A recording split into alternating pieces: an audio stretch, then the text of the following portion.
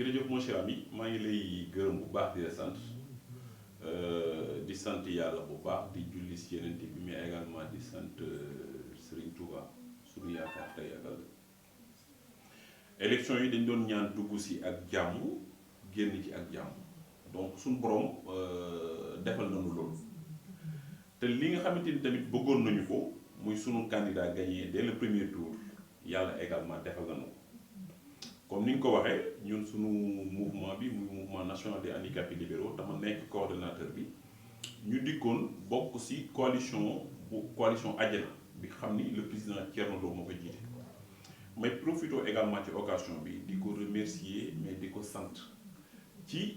rôle bi nga xamante ni joué na ko un rôle déterminant ci réélection bu président Macky Sall ñi ngi tamit féliciter le président Macky Sall parce que Sénégal yi amaat nañu kóolute ci moom amaat nañu yaakaar ci moom xamal nañ ko ni ko li mu doon def ñoom d'accord nañ ci te tamit dañ ko joxaat mandat pour mu continuer loolu mu doon def wala mu def sax lu ko raw ñun personnes handicapées yi nag boo gisee ñu jëloon Macky Sall def ko suñu candidat parce que bokkuñu ci partenaire dañ ko defoon suñu candidat parce que dañoo gis bi mu dikkee en 2012 ba 2019 li nga xamante ni jot na ko def pour boolewaat personnes handicapées yi ci société bi donc am na jéego yu am solo yu ci def donc loolu tax bi élection yi dikkee ñun ñu xool candidat yi fi nekkoon ñëpp ñu ne ñun candidat Macky Sall lañ tànn pour jàppale ko pour mu amaat beneen mandat ndax boobaa ñun personnes handicapées yi danañ ci gën gis suñu bopp donc yàlla dogal na nag ni ñu ko bëggee woon lépp suñu borom def na ko muy président Macky Sall gagné bu servi ci gagné bu leer boo xamante ni wax dëgg yàlla amul benn werante ci biir réew mi ak bitim réew ñëpp rafetlu nañ ko mais également gis nañu loolu dañ koy ñaanal rek yaakaar bi nit ñi am yàlla bu yaakaar boobu tas même ñi nga xamante ni sax dañoo voté woon contre Macky Sall tey jii Macky Sall yàlla leen war loo xamante ni ñoom danañ wéccu sax lu taxoon ñu doon wote contre Macky Sall donc loolu laa ni woon danaa ko ci sànni mais tamit di wax remercier bu baax sunu président le président Thierno Lo le président de la coalition Adiana ci liggéey bi nga xamante ni def na ko parce que tey jii ndamu Macky Sall bi Thierno daf ci jouer un rôle déterminant parce que ñun ci biir coalition bi lañ bokkoon dañ daan nekk ak moom guddeeg bëccëg suba ngoon Dakaaru gii rek amul benn localité boo xam ne localité bu gën a ndaw sax bu fekkoon ñaar nekk ma nga fa sax Thierno Lo xeebu ko dem na fa seeti leen wax ak ñoom pour ñu ànd ak président Macky Sall surtout nag dëkk ba nga xamante ni ñu fa ñu dëkk mooy Daaru Muxti muy suñu fief ñun ñëpp ñu cosaanoo fa te tey jii yàlla na yeex bu ñu fi jógee foofu la ñu fas yéene dem tëdd fa wax dëgg yàlla am na rôle boo xamante ni tey jii bu Daaru Muxti duggaatee ci loxoy président Macky Sall c'est grâce au président Thierno Lo donc loolu tamit il faut ñu saluer ko il faut ñu rafetlu ko mais tamit doon na loo xam ne ñun bettuñu ci moom parce que Thierno Lo ko xam relation yi nga xamante ni am na ko moom les différents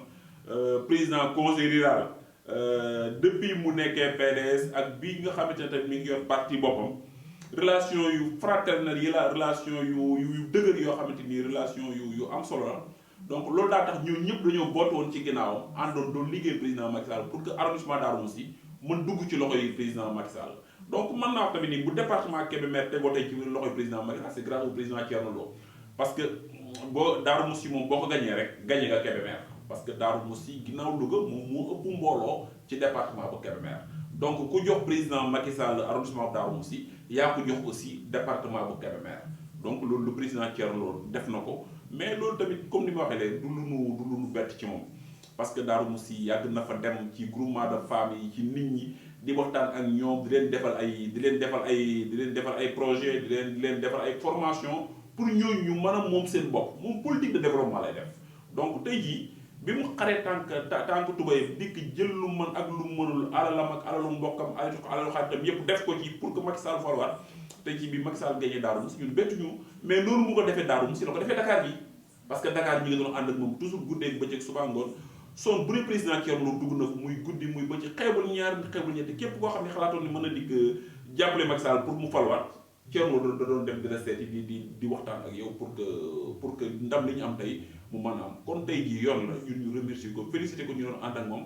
te di ko xamal ni ko moom li mu diggaale woon ak président Macky Sall def na ko donc yu woote boobu ñun dañ koy rafetlu parce que ñun man personnellement man dama yàgg wax ni que le président Macky Sall ak le président Abdoulaye Wade dañu war a dajawaat dañu war a toog dañu war a waxtaan. parce que président Macky Sall ak président Abdoulaye Wade ñoom dañuy yàgg donc président Abdoulaye Wade baayam la te même famille libérale bi la xam naa Abdoulaye Wade bi fi nekkee daf ñu doon bëgg-bëggam mu fexe ba famille libérale continuer di jiite Sénégal pendant 50 ans tey bu mu fi jógee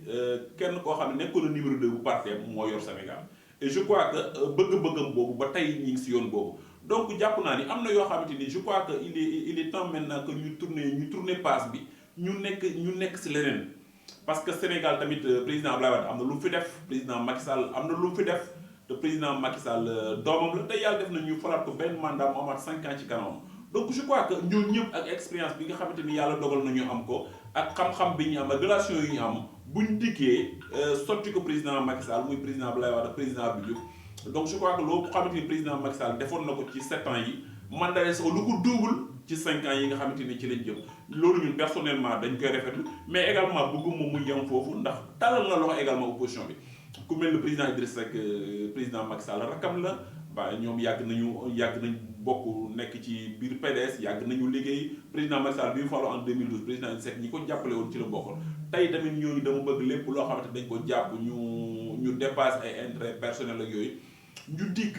ànd ak président Macky Sall pour tabax Sénégal pour démocratie gën fi law mais également pour Sénégal jëm sa kanam ba tey jii ni ñuy cité ay dëkk yu mel ni ay Rwanda ak yeneen dëkk ñu mën cité également Sénégal ndax Sénégal démocratie Sénégal léegi amatul benn natable man je crois que sax ñun dañuy war a tëkkali ak ay Amérique ak yooyu parce que Sénégal actuellement am na démocratie bu dëgër démocratie boo xamante ni amul kenn loo ci mën a teg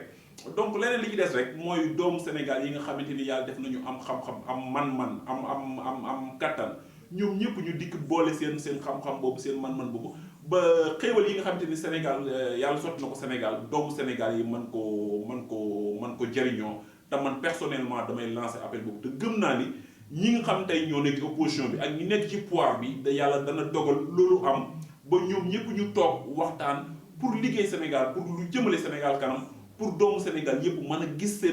seen bopp ci mandat 5 ans bu président Macky Sall bi mais tamit dama koy ñaan surtout lu jëm si personnes handicapées yi parce que personnes handicapées am na lu bari loo xam ne président Macky Sall def na ko mais ba tey am na loo xamante ni des na donc suñu loi d'orientation sociale bi am na décret d'application yoo xamante ni des na ci am na ñoo xamante ni ba tey wax dëgg yàlla ñu ngi dund gu metti loolu nag dañu ñaan président Macky Sall 5 ans yi bala muy jeex lu ci ëpp na ko jox personnes handicapées yi parce que même ñuy toog si mbedd bi di tàll seen loxo du leen gënal mais dañ ñàkk pexe donc ñooñu war nañu ay pexe ci ñoom wit ay solution ci ñoom ba xamante ni c'est-à-dire danañ mën toog di garder seen dignité comme yeneen nit ñi sans pour autant que ñu mën leen manquer de respect wala ñu leen di am neen lu leen di xoole donc man personnellement maa ngi lancé appel président Macky Sall 5 ans yi personnes handicapées yi dañoo jouer un rôle déterminant ci élection bii parce que dañoo nekkoon sur le terrain di campagne ànd ak nit ñi di ko liggéeyal jàpp ñun tamit bëgg nañu mu fexe ba ñooñu doon ko jàppale buy joxe cër également mu bañ leen fàtte mu jox leen ci cër yi parce que tamit mooy tax ñooñu xam ni kat ñoom ki ñu doon liggéeyal jar na ko mais ki ñu doon liggéeyal également liggéey bi ñu ko doon liggéeyal gis na ko te man personnellement man xam naa loolu ndax président Macky Sall tey personnes handicapées bu ñu nekkee assemblée nationale moom moo ko def bu ñu nekkee conseil économique social moom la bu ñu nekkee HCCT muy au conseil des collectivités territoriales président Macky Sall moo ko def te man nee naa sax président Macky Sall leer na ma ni tey bu personne handicapée yu dugg ci gouvernement bu Sénégal si moom lay jaare donc loolu lépp ay yaakaar la yoo xam ne am nañ ko ay compétence am na fi nit ñi am nañu xam-xam am nañu jàng bu nit ñi am yépp am nañ sax ay ñoo xam ne ay xam-xam boo xam personne valide yi am nañ ko sax ñoom ak ñoom personne valide yi xam-xam yoo xam ne amuñu ko sax ñoom am nañ ko donc je crois que te personne handicapée doo ko joxee poste de responsabilité dañuy def lépp lu mën ak lu mënul pour relever défi donc ñi ngi koy ñaan également bàyyi xelam bu baax a baax ci personnes handicapées ak situation bi nga xam ne ci lañ nekk ba jafe-jafe ñuy dund yu ci bare man saafara woo donc maa ngi lay remercier bu baax